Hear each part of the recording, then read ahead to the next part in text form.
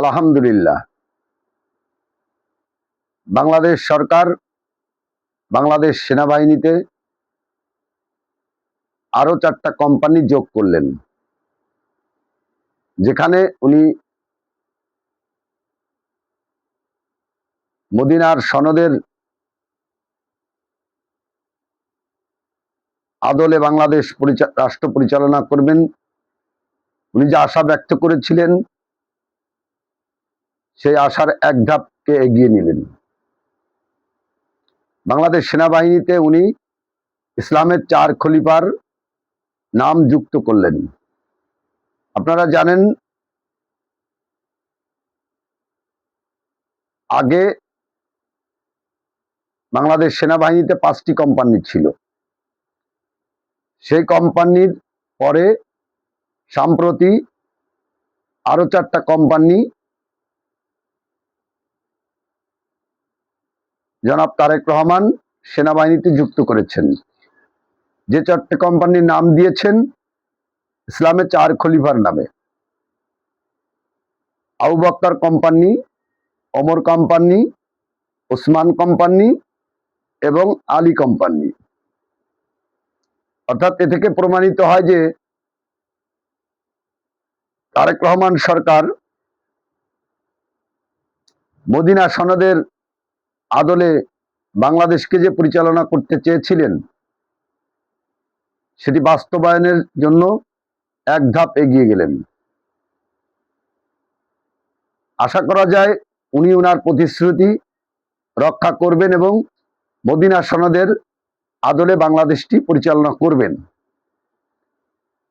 আর উনি যে করবেন, তার সদিচ্ছার প্রথম পদক্ষেপ বা প্রমাণ করে যে মদিনা সনদের আদলে উনি বাংলাদেশটি পরিচালনা করতে চান। কিছু লোকে কিছু বলে, এদিকে উনি কান না দিয়ে উনি কিন্তু একবারেই বাংলাদেশ সেনাবাহিনীর বহরে আরো 4টা কোম্পানি যুক্ত করে দিলেন। সেটি কেন করলেন? উনি ইসলাম ধর্মকে মাথার উপর রাখলেন, ইসলাম ধর্মকে সম্মানিত করলেন। এটি তারেক রহমান সরকারের পক্ষেই সম্ভব, তিনি প্রমাণ করে দিলেন। তিনি সাহস করে সকল সমালোচনা আলোচনার ঊর্ধ্বে উঠে তিনি বাংলাদেশ সেনাবাহিনীতে যুক্ত করলেন 4টা কোম্পানি, যার জন্য বাংলাদেশ সেনাবাহিনী শক্তিশালী হবে, বাংলাদেশ সার্বভৌমত্ব রক্ষার জন্য ভিত রচিত হবে এবং ইসলামকে উনি উচ্চতর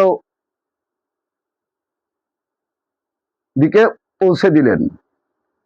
এই 4 খলিফার নামে বা ইসলামের 4 খলিফার নামে 4টা কোম্পানি খুলে আমরা সকলেই আশা করব যে উনি ওনার মদিনা সনদের যে প্রতিশ্রুতি উনি বাস্তবায়ন করবেন, এই আশা ব্যক্ত করে আবারও বলছি আলহামদুলিল্লাহ, আলহামদুলিল্লাহ, আলহামদুলিল্লাহ। আল্লাহ ওনার দীর্ঘায়ু কামনা, আমরা ওনার দীর্ঘায়ু কামনা করি। আল্লাহ যেন ওনাকে দীর্ঘায়ু দান করেন, আমিন।